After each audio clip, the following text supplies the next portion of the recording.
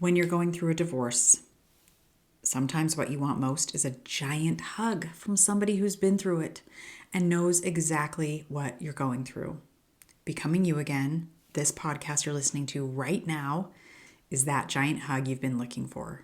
You are listening to episode number 199, and I am your host, Karen Nelson.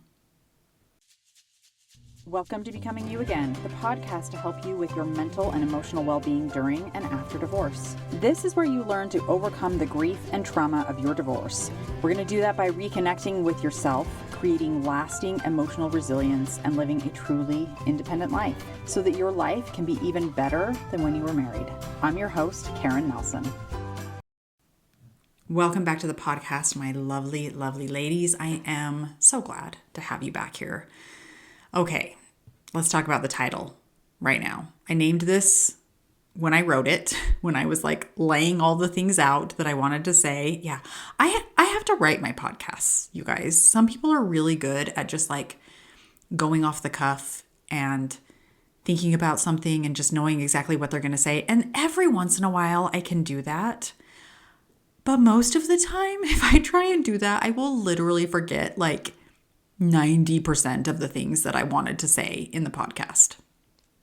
So I usually write out, maybe not word for word, but I write out like at least some kind of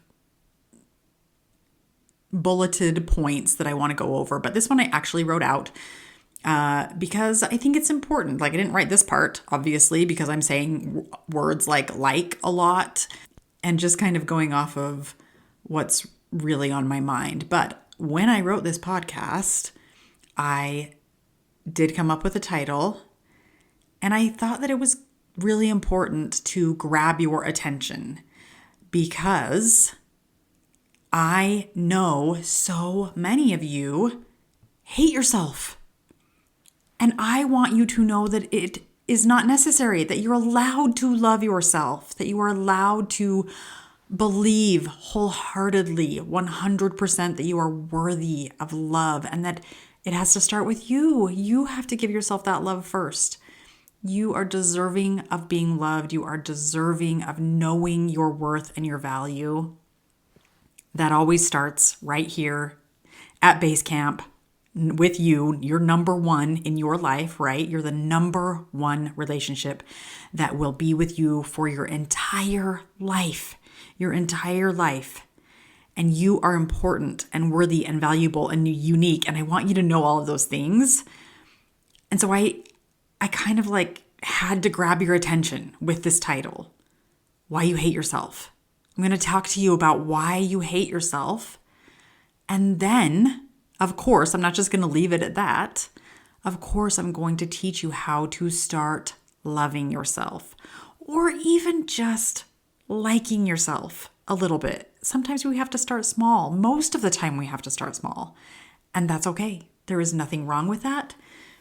That's beautiful. So I'm going to teach you how to start doing that. Okay? So let's get back to all of the things that I wrote now because I just went off the cuff and just said all of these things. And now I'm like, okay, where am I at in here? So anyway, I definitely understand that this title could be a little bit polarizing. But like I just said, I really wanted it to be kind of like the metaphorical slap in the face that you might not even realize you need, right? You might not even realize that you've been living a life where you're just mean to yourself all the time. You feel self-hatred and you have like this mean girl on replay talking shit about you all day long. And I really, really, really want you to know, hear me when I say this, you do not have to live that way. You do not have to talk to yourself that way. You do not have to treat yourself that way. You are allowed to be kind to yourself. You are allowed to love yourself even. And here's the thing. Maybe no one ever told you that. Or maybe you heard something like that and you kind of hoped that it was true, but you don't know why you still have like this viper's tongue when you think about yourself or about your worth or your value. And maybe you've been saying affirmations to yourself of love for years, but for whatever reason, you just don't feel like they're working. Maybe you just aren't sure how to start loving yourself or how to like yourself because you're afraid if you do, you'll turn into some like weirdo narcissistic woman who only thinks about herself. Or maybe something else, right? And if any of those things are true for you, or if it's something else that has brought you to this podcast, just know, number one, I am sorry for the figurative slap of this title. But if that's what got you here, I just want to say you're welcome because you deserve to know that you are worthy of love. And we're going to start with you. So, like loving yourself, not just you personally. Like we all need it, right? But here we go. Let's dive in. Okay. So there are lots of reasons why we hate ourselves. And I'm sure most of you know there are a lot of self-help books dedicated to why this happens and how to overcome it. But I definitely think that there is one reason that we, especially as women, tend to hate ourselves. And I think that this reason isn't talked about as much as it should be. Every once in a while, you'll find somebody talking about it, but it's not as talked about as prevalently as it should be. And I do think that it's the missing piece that you've been needing so that you can stop hating yourself and start loving yourself instead. And that piece is the socialization that you have received as a woman in this society that we live in. Because the truth is, even if you were raised in a great home and you had all of the things that you could ever want or need, and you had great, amazing, supportive, loving parents who did a pretty good job, right? They're not perfect, but they overall did like a pretty good job. And you had good friends and you felt safe and you had like all of the advantages that could be afforded to you, okay? Even if you had like all of that, chances are that you still end up in many ways not liking yourself, not accepting your worth, and not accepting your value. And that, my friends, is largely because of the way we as women are socialized. Women are socialized to believe that our value comes from how useful we are to others and what other people think of us. If you want to think about it in terms of like how the world sees us, often the world sees us as kind of like these supporting actresses in a world where we get value because we are useful to those main actors in some way. And main actors meaning men, but also main actors meaning like our children or the school, the PTA, everyone else, literally everyone else in our lives is needed to be put before us, before we think of ourselves. And when we think about the way the world needs us to be useful, that can look many different ways, right? That might mean you're going to be useful by looking good. Like how often are we told that it's our physical appearance that makes us valuable? I don't know, maybe like our literal entire lives.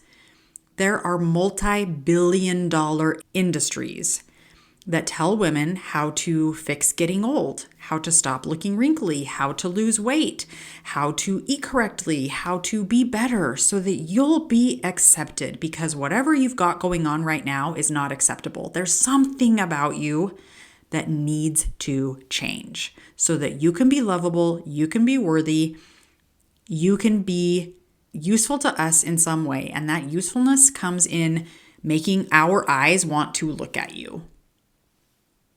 Right? If you haven't watched the movie The Substance and you're okay with like some body horror or body gore, then I definitely recommend watching this movie. It is so eye-opening. And like the bottom line of that movie is basically it's like an allegory of the price we as women pay in order to feel valuable and in order to hold worth in this society as we grow old. So if you're okay with some body gore, body horror, watch that movie. It's called The Substance. It stars Demi Moore. She actually just won a Golden Globe or something for this a couple weeks ago. Watch it and then go watch her acceptance speech for winning the whatever prize it was. I'm pretty sure it was the Golden Globe. And take her advice because it's really, really great advice. But okay, so there's that socialization, right? The socialization of we've got to be useful by looking good. There's also the socialization that we believe that it's our job or our duty to make other people feel happy and comfortable, to take care of others, to be nurturing. There is a myth, and I promise you this is a myth, that has been perpetuated over the years that mothers are the nurturers and it comes naturally to us, while men are more cognitive, they're more logical. And that means that they're less emotional. And so nurturing just doesn't come naturally to men. And they have to work so much harder to display that trait. And so it's just better if women take care of the kids, right? However, this has been debunked by studies over many, many, many years. And if you really just think about it, it's also common sense. First of all, men are humans. In the same way that women are humans, we are all humans, and humans are emotional beings. We all feel emotions. We all feel the whole gambit of them, negative and positive. And for society to pretend that men don't feel emotions because they're just more logical, that is a myth. And that myth has been passed down since, ages, eons, Greek philosophers, right? Maybe even before that. But it was the philosophers who decided to attribute men as the thinkers, and so hence they're just more logical, and women as the feelers, and hence they're just more emotional.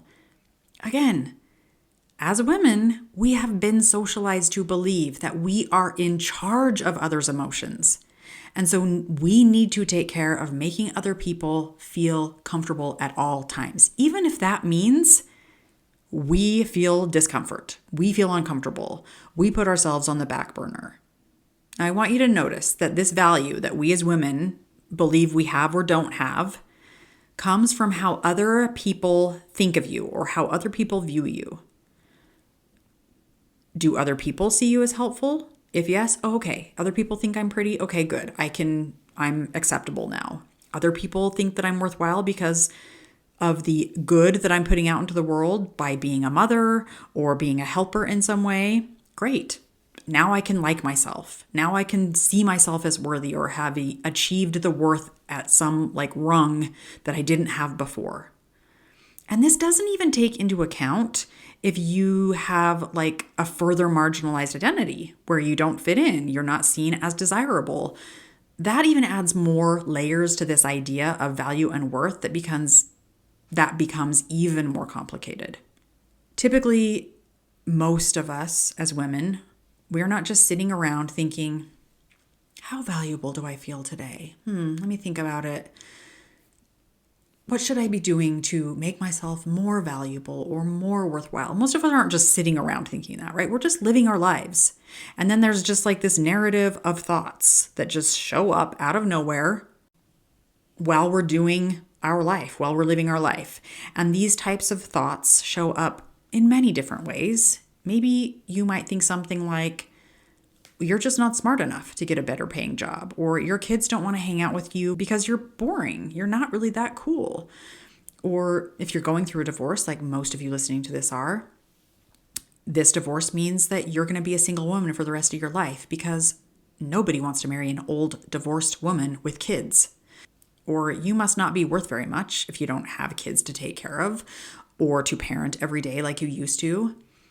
Or you might even start to question things like, well, if I had just tried harder, or if I had just done something different, then maybe they would still love me. Maybe I wouldn't be getting divorced. Maybe I wouldn't be going through this. Whatever the scenario is on how you question your own value and your own worth, the bottom line is so much of how we define our worth and our value as a woman is based on how we are socialized to believe where that worth and value comes from. So let me say it in other words, in other terms. We hate ourselves because we believe we're just not good enough. compared to the standards that society has given us to base our worth from. We just don't think we're good enough. How many times have you just thought, I'm just not good enough. I can't keep up.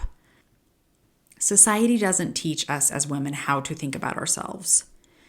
It only teaches us how to think about ourselves based off of what other people think of us. So instead of producing a relationship with yourself where you're going to trust yourself and where your opinions, you feel confident in them and you feel confident in voicing them and you feel like strong and powerful in your capabilities and what you can accomplish in your life, instead of believing that you're worth more than just being a vessel to bring other people into this world. Yes, that's important, but you also are important.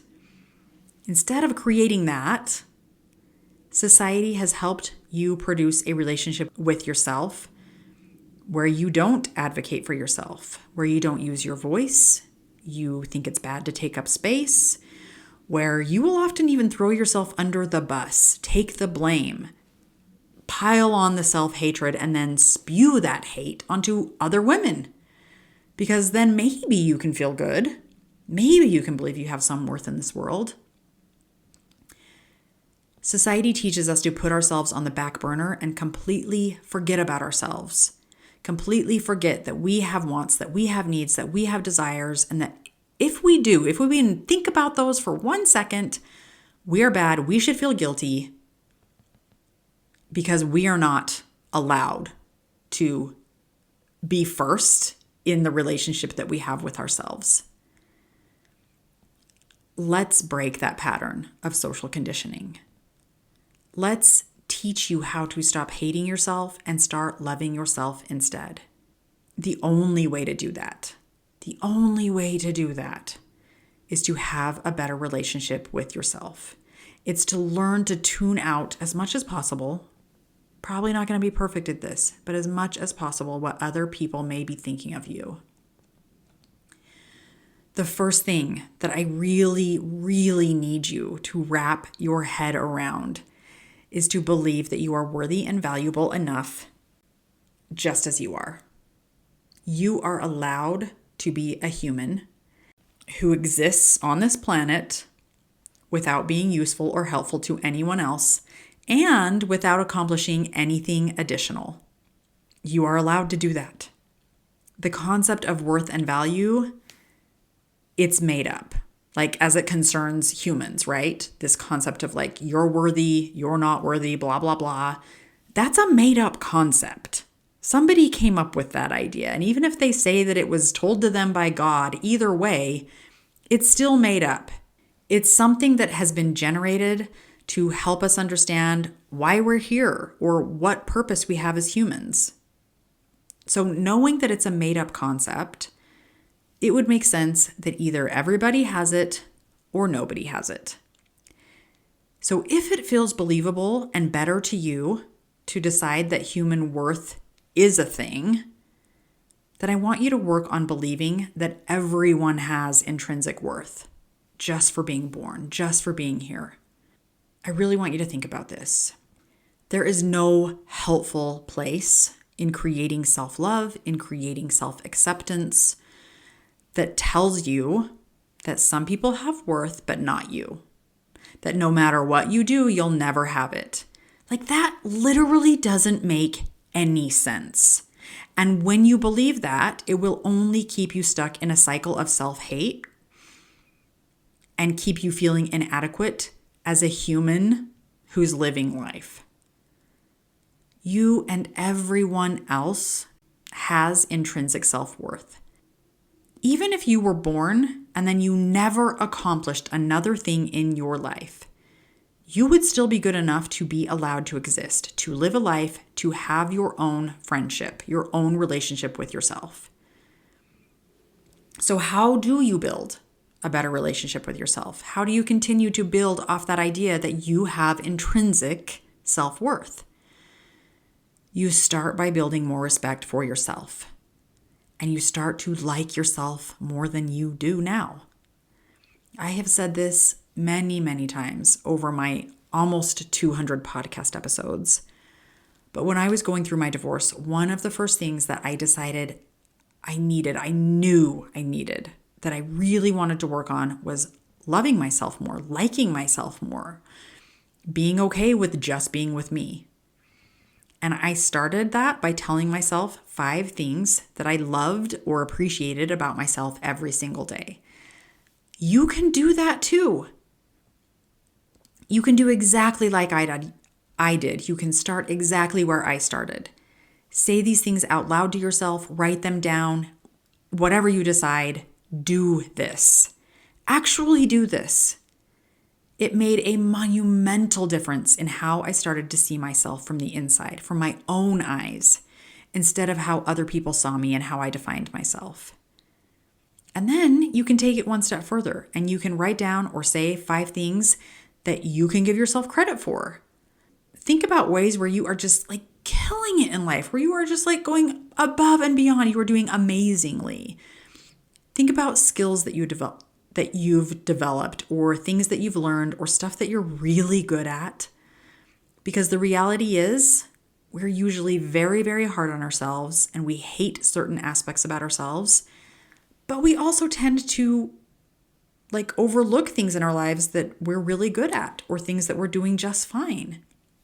And so start to pay attention to the places where you are doing amazing, the things that you really love about yourself, and write those down.